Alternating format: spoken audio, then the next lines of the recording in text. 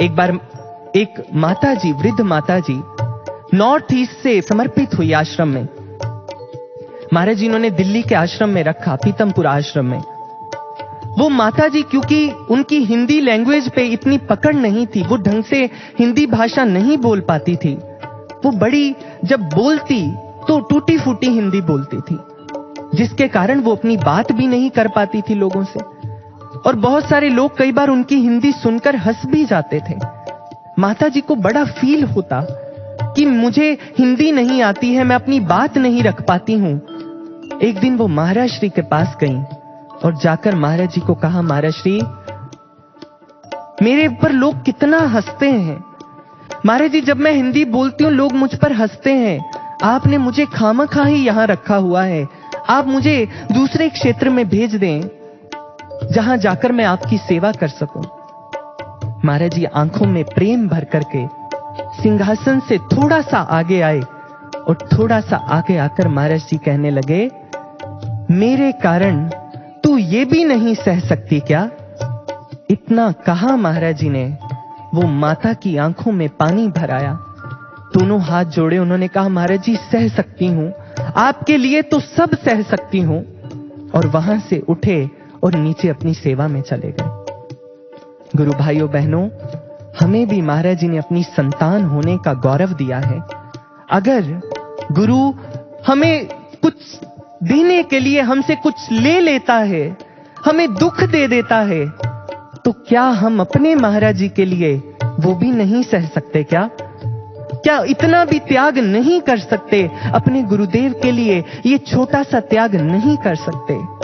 कर दें तो बहुत सस्ता त्याग होगा हमारा। इसलिए महाराज जी से यही प्रार्थना करें, महाराज जी हम में संतुष्टि का भाव भर दो, हमें संतुष्ट कर दो। लेकिन हम सभी महाराज जी की कृपा से इस मिशन में आ तो गए हैं, लेकिन हम भी अपनी निम्न प्रवृत्तियों के कारण हम यहां से आज तक वो आध्यात्मिक उत्थान को प्राप्त ही नहीं कर सके जिस आध्यात्मिक उत्थान को महाराज जी हमें देना चाहते थे। आप देखिए कहां पर हैं, कैसे लूप होल्स हैं हमारी भक्ति में जो हमें पीछे की ओर धकेलते जाते हैं। हम गुरु सेवा की आड़ में क्या क्या करते हैं, आप स्वयं देखिए कहां पर खड़ी है हमारी भक्ति, सेवा और साधना। महाराज जी के इस पवित्र मिशन में सेवा करते हुए हम जहां जहां भी सेवा करते हैं, आप घरों में रहकर जहां जहां भी आपकी ब्रांच में, आपके क्षेत्र में जहां जहां भी सेवा लगती है, आप देखिए हम सेवा पर खड़े होते हैं, सेवा के मंचों पर, सेवा के फ्रंट्स पर, लेकिन हम अपनी प्रवृत्तियों के अनुसार वहां से ग्रहण क्या करते हैं? निम्नता, मलिनता, संशय, विकार। हम जब सेवाओं में खड़े होते हैं अपनी मलिन दृष्टि से सब और देखते हैं। हमारी दृष्टि इतनी मलिन होती है कि गुरु के मिशन की पवित्रता को भी हम भंग कर देते हैं। सेवा में बैठे बैठे किसी की सिक्योरिटी की सेवा है, वो वहां पर बैठे हैं और ध्यान पूरा अपना फोन के अंदर है, फेसबुक चल रहा है, इंस्टा चल रहा है। सेवा तो वो होती है जहां दिल की तार अपने गुरु से जुड़ी होती है। जब सेवा तो ऐसे कर ली टूटी फूटी, और फिर जब साधना का समय आता है, फिर सेवा की आड़ में हम कहते हैं जी हम तो थके हुए हैं, हम तो सेवा करके थक गए हैं, अब नहीं महाराज जी साधना में ही, सेवा में ही निकाल देना। साधना नहीं करते, सेवा की आड़ में गुरु आज्ञा का फिर से उल्लंघन कर जाते हैं।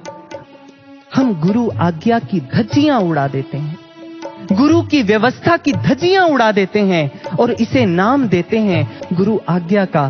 सोचिए कितनी बड़ी कमी है हमारी।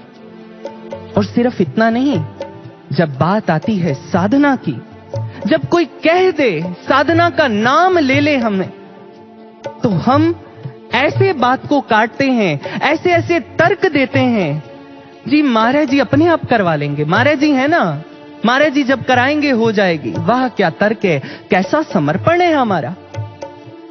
सज्जनों, समर्पण और लापरवाही में बहुत फर्क होता है। जिसे आप समर्पण समझ रहे हैं, ये समर्पण जी बढ़िया रोज का लैया आज तेरे पगना में, सतगुरु जी बढ़िया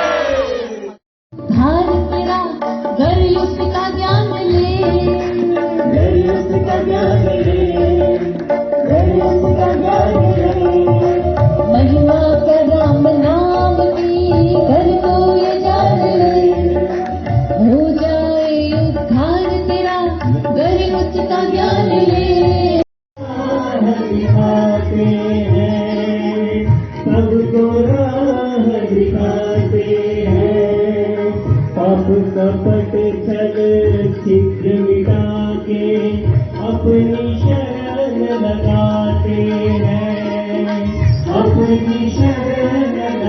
और एक उसका दक्षिणी ध्रुव है। ठीक उसी प्रकार मनुष्य के जीवन के दो पक्ष हैं। एक है उसका भौतिक पक्ष, और भौतिक पक्ष में क्या आता है?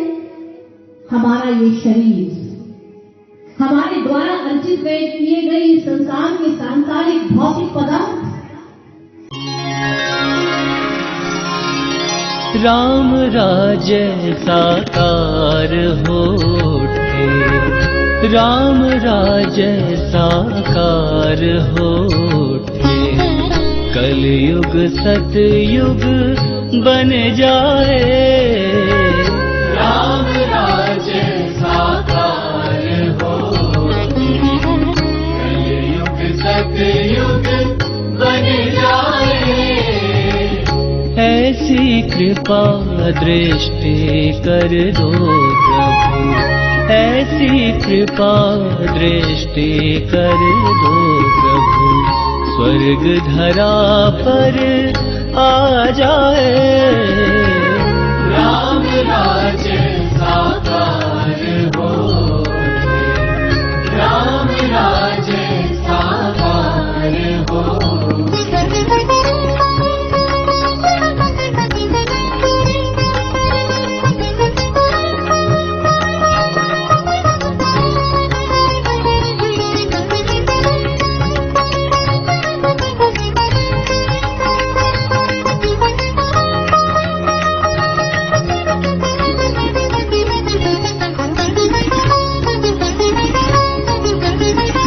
जनमानस में ज्ञान सूर्य का फैले ऐसा उजियारा। जनमानस में ज्ञान सूर्य का फैले ऐसा उजियारा। विकसित हो विश्वास स्तरों में, श्रद्धा सुमनों की माला। विकसित हो विश्वास स्तरों में, श्रद्धा सुमनों की माला। दैहिक दैविक भवतापों से, दैहिक दैविक भवतापों से, तब मानव मुक्ति पाए।